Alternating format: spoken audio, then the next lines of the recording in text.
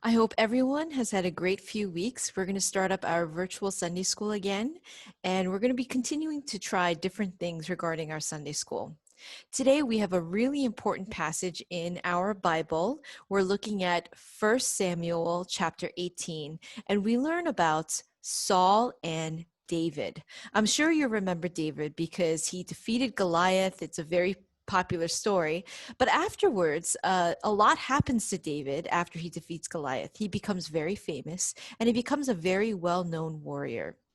Well, people started noticing and elevating David into a high place. And Saul gets very jealous. He starts thinking, why do they think so highly of David? Well, one day they were coming back from a victory parade, and a bunch of people started chanting this chant. And it goes like this: Saul has killed his thousands and David his 10,000s.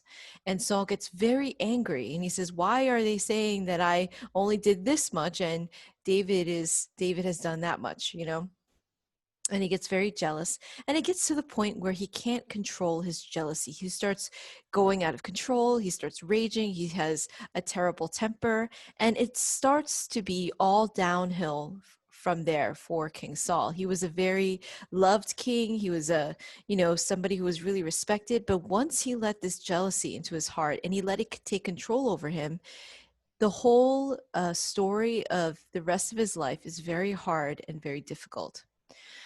Well, that kind of reminds me of how when we let something like jealousy or hate or anger really sink deep into our hearts. And that's what happens. It doesn't happen overnight, it happens gradually, slowly, and it becomes something bigger and bigger. I think the Bible and so many of the characters in the Bible, if you see that they have a really hard time or they're going through a really big problem, all of their problems, it doesn't happen overnight, it happens over time. If you think about someone like Judas who betrayed Jesus, the gospel clearly says that Judas would take money from the pot that the disciples had, and slowly over time he ended up becoming to love money so much more. And that's the case with King Saul. Over time he started to get really jealous of David, and that's all he could think about. And instead of focusing on being a king, and instead of focusing on all of God's blessings and everything that God has done through Saul, he starts comparing himself to David, and he only cares about that. I remember one time where something like this happened to me when I don't even remember, I was like 5 or 6 years old. I went to a grocery store and I remember watching another girl. She was by a candy aisle, right? And it was one of those places where there was a whole bunch of candy and you would get a scoop and you get a bag and you would put the different bags of candy. And when you went to the cash register, the cashier would weigh it. Well, I watched her and she took a little bit of chocolate from one of those containers and she just stuck it in her pocket. And watched her as, my mom was shopping and doing different things. She started picking up all these other different types of chocolate and tasting it, you know? She was stealing. But I was watching her and I saw how quick she was able to do it, how fast she was able to do it. And I started to think maybe I could do that too. Well, the next time I went to the store, I took a little piece of chocolate and I ate it. And I thought, my mom didn't notice. She was, looking at something. And I thought, wow, I got away with it. Well, a few times after that, I had done something like that. I took a little bit of something that didn't belong to me. I would stick it in my pocket.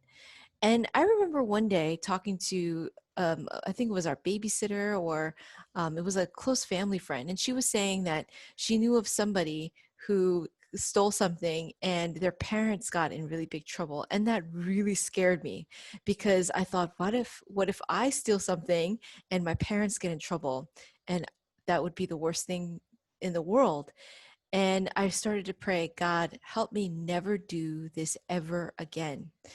Well, I went to the store, later that week, and I was with my mom, and my mom was gathering some things. It was like a convenience store, and the store manager was the cashier. He had his back turned, and he was looking at something. And right below me was my favorite kind of bubble gum. It was watermelon bubble gum, and I felt like it was calling out to me, and I felt like I had to grab it. But right at that moment, I said that prayer: God, help me resist this temptation. I can't do it without you. And it was almost like it was just a few seconds, but it really seemed like all of eternity. It seemed like forever. I was able to just stop and just let the temptation pass. And after that moment, I never took anything again that didn't belong to me. And I think back to that moment and I wonder, what if I hadn't prayed? What if that person didn't tell me about people's parents getting in trouble?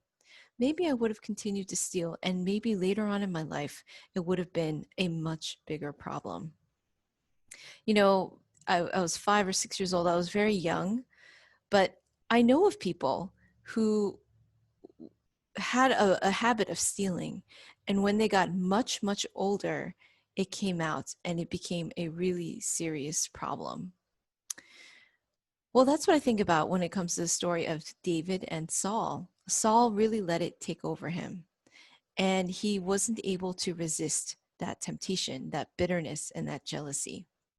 I want you to look at your life, look at your heart, and think about if there's something that is um, growing in your heart that shouldn't be there. Hate, anger, bitterness, jealousy, a bad habit, maybe stealing or lying or whatever it is. I want you to ask God to have the strength to resist it and ask God to help you to change. And that's how we can avoid ending up becoming like King Saul.